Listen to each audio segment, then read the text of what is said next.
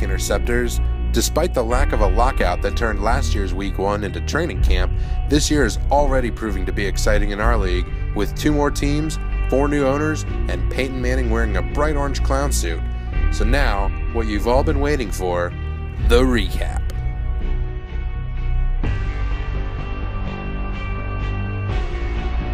Who knew Tony Romo had it in him?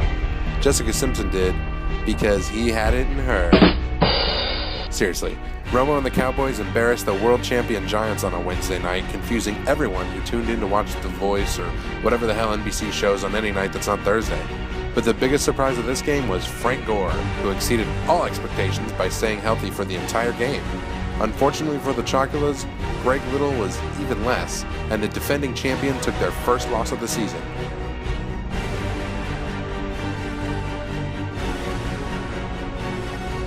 So close, but no. That's what you get for relying on the Chargers' passing game, as SoCal transplant Bobby Meacham couldn't come up with enough balls to move past the UCF contingent of Brandon Marshall, Kevin Smith, and Alex Upegi. How high up in the irony level will it be if the Bears, Lions, or one of the 7 Golden Knight alumni in this league wins a championship while UCF isn't eligible for one? 65% ironic? Somewhere around there.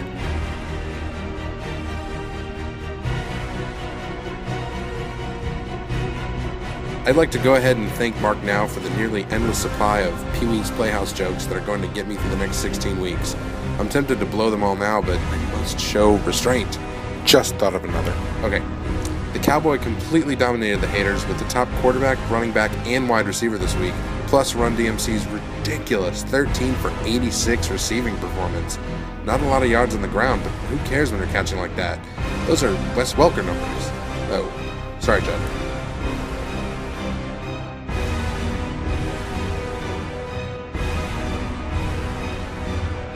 Despite both teams being low scores by a dozen points, the win goes to Colt McCoy forever with some really strong bench play.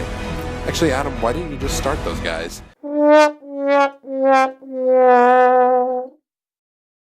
The Rectum/Oakland, is there really a difference? Raiders have a lot of talent, but are in rough shape with the loss of Fred Jackson for the next month and no real backup to fill in.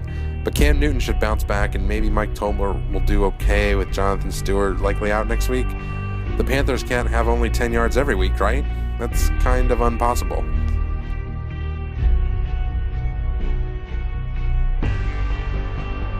Despite your commission's somewhat ridiculous talent for retaining useless information, I had to bust out my Google machine to remind myself of what Super Pro was.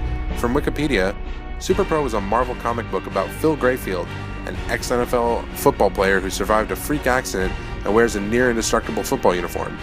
So they predicted Under Armour, big deal. The best part is that writer Fabian Nicieza admitted he wrote the story to get free tickets, and then he created Deadpool. So everything worked out for everyone, especially Ryan Reynolds.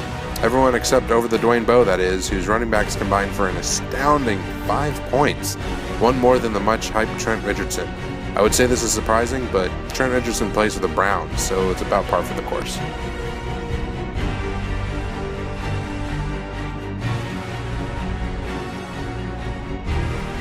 Just kidding, they're never funny. Except in this case, as Melanie has created the best Chad Johnson-themed team name yet. At least she didn't draft him this year.